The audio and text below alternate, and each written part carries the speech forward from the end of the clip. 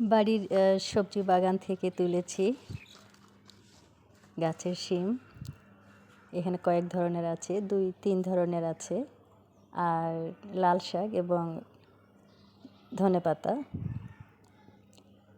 তো আসসালামু আলাইকুম ভিউয়ার্স, কেমন আছেন সবাই? আশা করছি ভালো আছেন সকলেই। এতগুলো করে তোলা হচ্ছে, তারপরেও এখানে ধনেপাতার ফুল আসছে, তারপর হচ্ছে মূলার ফুল হয়েছে। এগুলো অবশ্য পরে কাজে লাগবে, পরে আমরা এটা অন্যভাবে খেতে পারবো। আর আমার হচ্ছে লাল শাকের বয়স হচ্ছে 2 সপ্তাহ হলো। তো আমি এই শাকের তুলি, মানে একদম গোড়া সহ তুলি না। শাক এইভাবে ভেঙে ভেঙে নিলে পরবর্তীতে এগুলো দিয়ে কুশি হয়, তখন মানে এক গাছেই বারবার খাওয়া যায়। আমার আরেকটা লাল শাকের গার্ডেন আছে, সেখানে আমি এইভাবে তুলেছি। আজকে এটা প্রথম তোলা হলো এখানে। তো অনেকগুলো তুলেছি প্রায়, মানে একদম একেবারে টাটকা পাতা, টাটকা ধনেপাতা, টাটকা শাক, টাটকা শিম, কী যে মজার এই জিনিসগুলো। তো বাসায় বাগান করলে এই ধরনের টাটকা এবং অর্গানিক জিনিস খাওয়া যায়।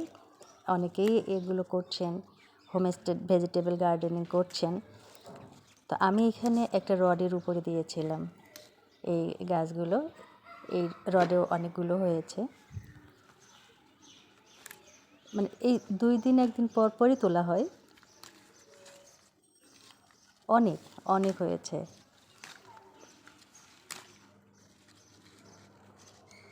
তো একটা জায়গাতেই কতগুলো হয়েছে, মানে শেষই হচ্ছে না। আরও তো ওই সাইডে আছে।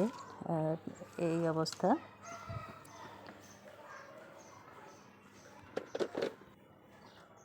এখন এগুলো দিয়েছিলাম হচ্ছে একটা জাংলির মধ্যে। জাংলিটা অনেক উঁচু, সেজন্য আমাকে উঁচু থেকেই এগুলো চিপতে হয়েছে একদম উপরে।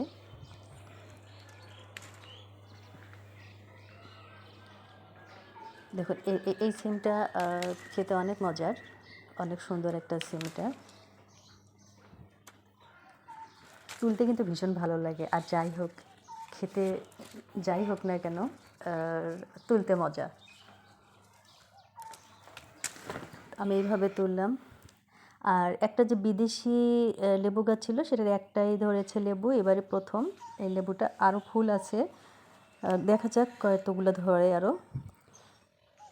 এই টমেটো বাগান, টমেটো এখানে 5টা গাছ আছে। 5টা কিনা হয়েছিল, 5টাই আছে। এবং গাছগুলো এত বড়, একদম মানে জাংলির উপরে আমি আজকে বেঁধে দিয়েছি। কিছু টমেটো ধরেছে, এখনও খাওয়ার উপযোগী হয়নি। আরও কিছুদিন পরে এগুলো তুলব। এই দেখেন কত বড় জাংলি পার